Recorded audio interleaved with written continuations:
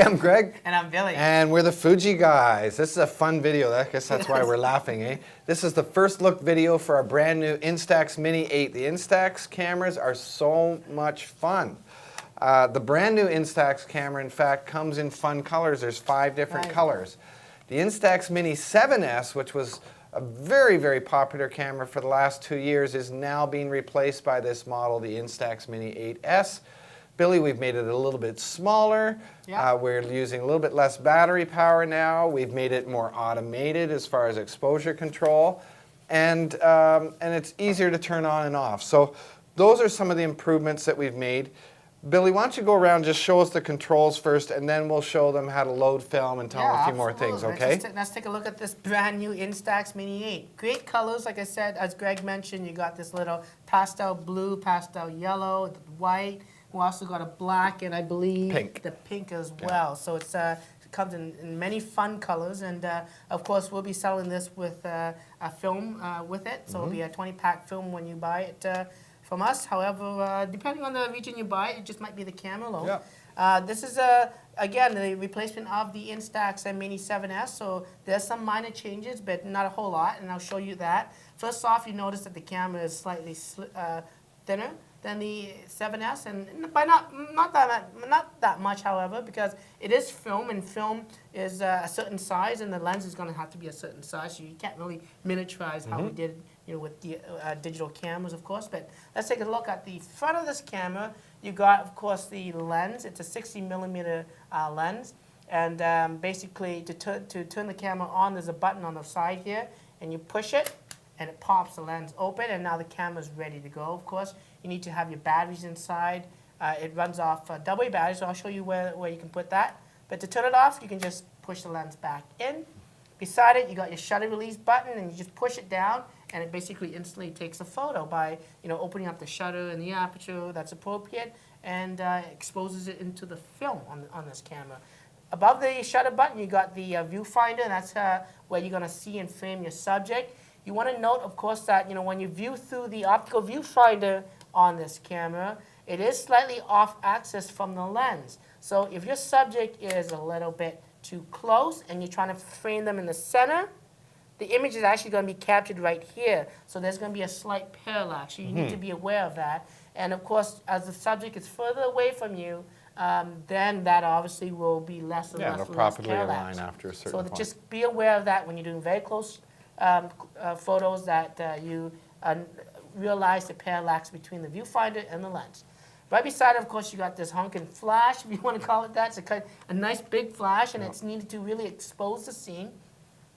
Below, beside that, you have this exposure metering system that the camera now can detect, the type of lighting that's in the room, and it will actually, if we take a look at this here, have LED lights that blink up to tell you what exposure settings you should be shooting on. And you got icons here that looks like a home, which is for indoors, cloudy day, sunny days, a very bright sunny day, and of course you also have this what's called high key. And high key basically is giving you sort of that nice washed out background so that it sort of glamorizes things. So if you think about low key and those dark pictures with just subject and shadow, high key is the opposite, which is very, very bright shots. And wedding shots are sometimes done that way as well. Yeah, also it's good, it kind of, I think, we all think we have beautiful faces or whatever, but when you use high-key lighting, it kind of smooths out some of the blemishes and things like that you might have. Exactly, yeah. So it makes us all look a little bit more like a model. So on the side of this camera, of course, you got this little loop here that attaches to the hand strap, so it does include that. On the opposite side of this camera, you got, again, the other side of the loop, so that if you wanted to have it so that it's a neck strap versus a hand strap or vice versa, you can choose. Okay. Below that, you got your battery cover, and the changes to this here, of course, is that it uses only 2 AA batteries versus the 4 AA's that were required on the Instax 7S. So that's how we sort of made the camera smaller as well in terms of dimension-wise. Okay. Looking now at the bottom of the camera, there's not much to see. It's just that. You can put it on the table and it will stand. Now, looking at the back of this camera, of course, you got your film door. and this is where you're going to attach and insert your film packs in. It comes in a 10 pack, okay, and it's all preset.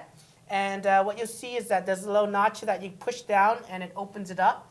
But before you open up this lid, make sure that there's no film in this camera. And the way to do that is this little window. When you have a film pack installed, it will actually show up with a little yellow icon, which will say, obviously, that don't open up this film. It's going to be exposed to light, and you're going to be ruining the film.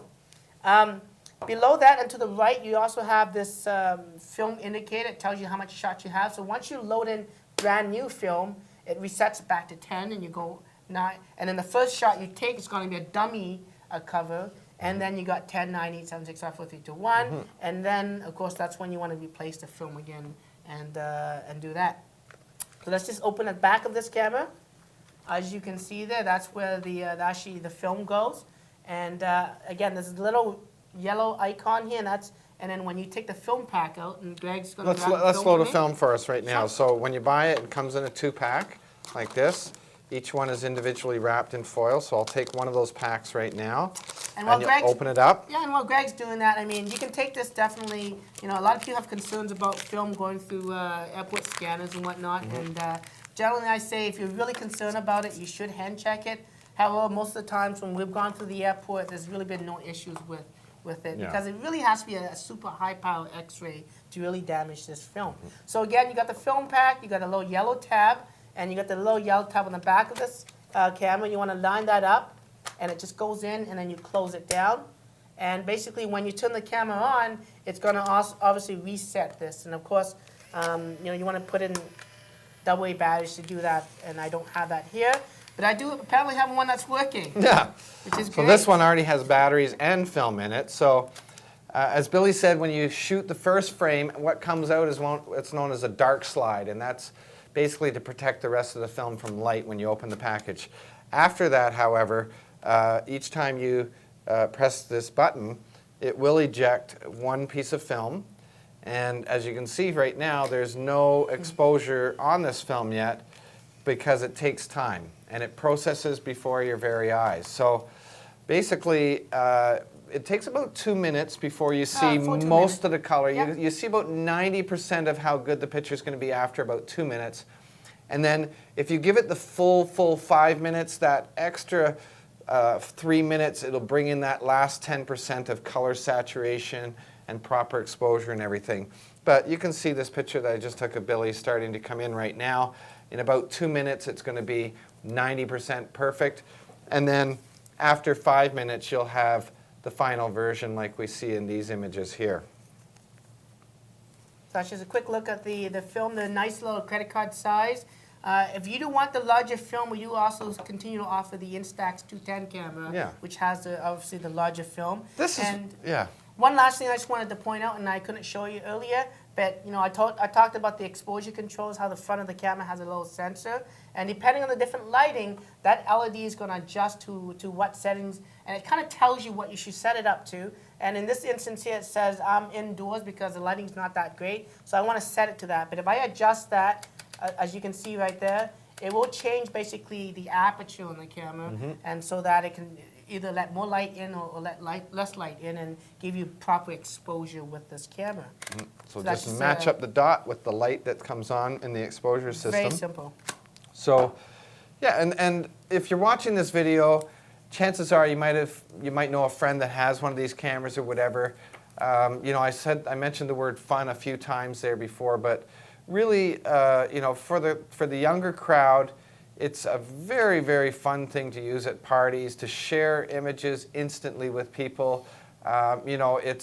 It's actually older technology, but it really seems like something new because it's something that your smartphone can't do, your computer, your tablet can't do this.